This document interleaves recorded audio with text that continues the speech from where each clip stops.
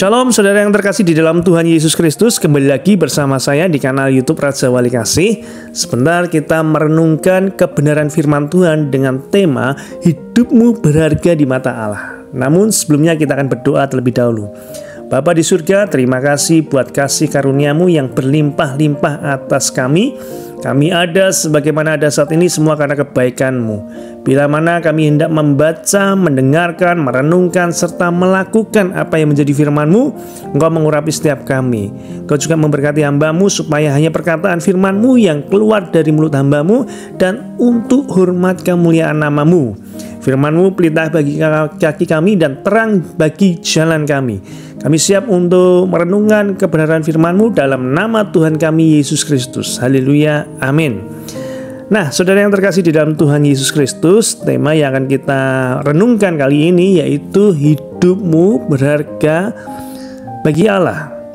Kita harus menyadari dengan sungguh-sungguh bahwa kehidupan yang kita miliki ini begitu berharga. Sebab kalau kita melihat keadaan tubuh kita dengan segala keberadaannya, maka kita akan kagum terhadap rancangan Tuhan yang begitu luar biasa. Allah menciptakan kita begitu luar biasa. Dengan menyadari hal ini, maka kita akan menjaga seluruh gerak hidup kita tetap tinggal dalam kekudusan Allah.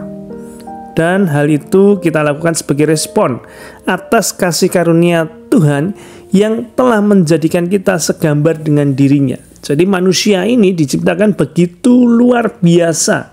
Dikatakan kita diciptakan segambar dengan Allah. Maka kita harus menjaga gerak hidup kita sesuai dengan kehendak Tuhan. Setiap orang percaya yang mau menyadari bahwa betapa hidupnya begitu berharga di mata Tuhan akan selalu menjaga kesucian hidupnya.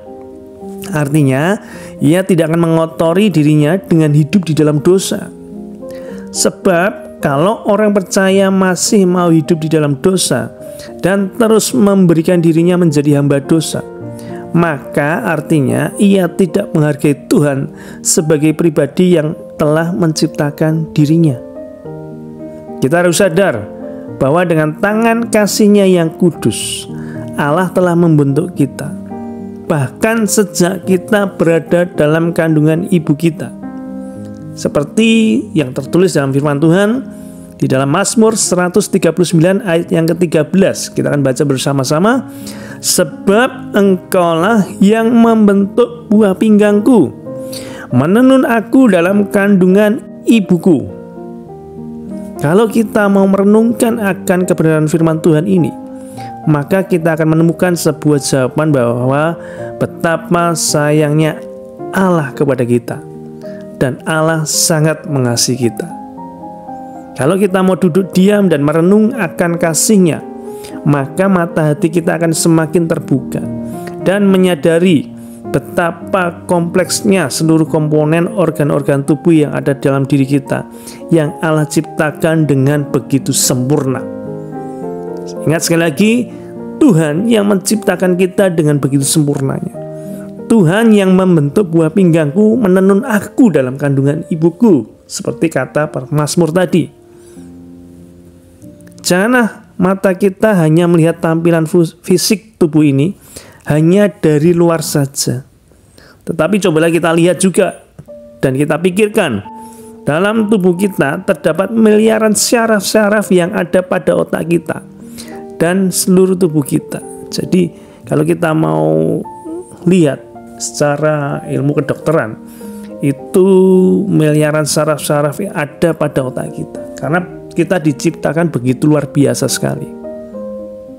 Dan juga berbagai ornamen lainnya yang ada dalam tubuh kita.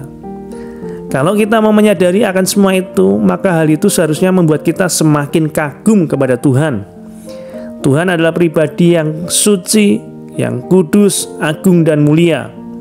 Pribadi yang membentuk kita dengan tangan kasih-Nya sendiri dan memberikan kepada kita hembusan nafas hidup sehingga kita bisa menikmati kehidupan sebagai manusia ciptaannya. Firman Tuhan katakan di dalam Kejadian 2 ayat yang ke-7, ketika itulah Tuhan Allah membentuk manusia itu dari debu dan tanah dan menghembuskan nafas hidup ke dalam hidungnya. Demikian manusia itu menjadi makhluk yang hidup. Jadi Tuhan itu langsung menghembuskan nafas hidupnya atas manusia. Itulah sebabnya sampai saat ini kita harus sungguh-sungguh menyadari betapa hidup kita ini berharga di mata Tuhan. Kesadaran ini akan membuat kita semakin menghargai karya Tuhan, dan kita akan menjaga hidup kita supaya tetap tinggal dalam kesucian dan kekudusan Tuhan. Kalau kita mau melakukan semuanya itu, tidak ada tujuan lain selain kita sebagai wujud syukur kita kepada Allah yang telah menciptakan kita, Allah yang membentuk kita segambar dengan dirinya. Firman Tuhan katakan di dalam Kejadian 1 ayat yang ke-27, maka Allah menciptakan manusia itu menurut gambarnya. Menurut gambar Allah diciptakannya dia, laki-laki dan perempuan diciptakannya mereka. Itulah sebabnya saat ini apapun dan bagaimanapun keadaan hidup yang kita miliki dan yang kita hadapi, kita harus tetap sadar bahwa hidup kita berharga di mata Allah. Kalau kita menyadari betapa berharganya kita di mata Allah, maka kita juga menyadari bahwa Allah tidak akan pernah membiarkan kita sendiri. Jika saat ini saudara jauh daripada Tuhan, maka ambil keputusan kembali kepada Tuhan. Hidup dalam takut akan Dia, maka Allah yang adalah Sang Pencipta itu, yang telah menciptakan hidupmu, akan memulihkan hidupmu, akan mengubah hidupmu, akan menuntun hidupmu sesuai dengan jalan Allah yang kehendaki, sehingga hidupmu akan benar-benar berarti dan memuliakan Allah. Jadi bagi saudara yang saat ini mungkin jauh daripada Tuhan, segera kembali bertobat di hadapan Tuhan.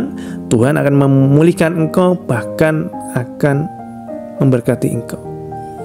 Orang yang menyadari bahwa ia adalah ciptaan Allah dan berharga di mata Allah akan menyerahkan seluruh hidupnya ke dalam tangan Allah dan hidup dalam penurutan akan kehendak Allah dan melakukan semua kehendaknya.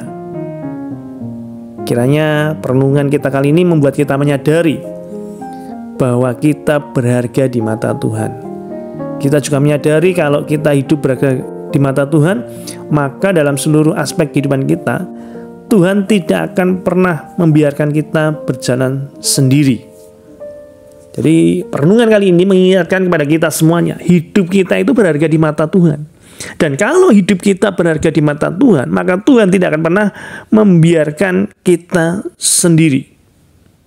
Seperti yang tertulis dalam firman-Nya, Allah turut bekerja dalam segala sesuatu untuk mendatangkan kebaikan bagi mereka yang mengasihi Dia, di dalam Roma 8 ayat yang ke-28, yaitu bagi mereka yang terpanggil sesuai dengan rencana Allah.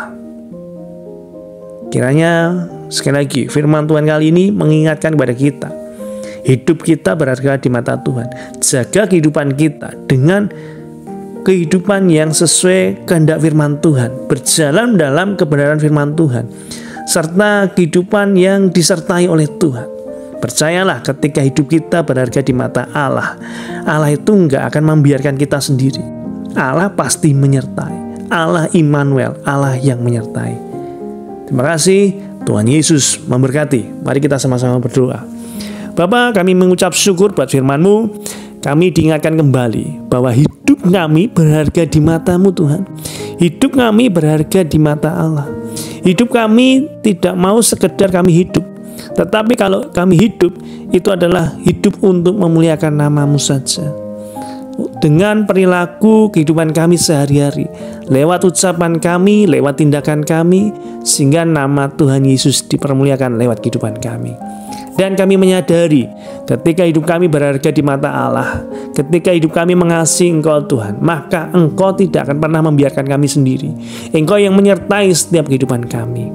Berkati pendengar Raja Wali Kasih yang saat ini tengah dalam pergumulan, yang sakit Tuhan sembuhkan, yang berbeban berat Tuhan berikan kelegaan, yang berkekurangan Tuhan cukupkan. Dan kami percaya yang membutuhkan jawaban doa, saat ini Tuhan sudah jawab doanya masing-masing. Di dalam nama Tuhan Yesus, sekali lagi kami berdoa, Engkau Tuhan menjadi jawaban atas pergumulan kami. Terima kasih Tuhan Yesus, terpujilah namamu kekal selama-lamanya. Haleluya, amin.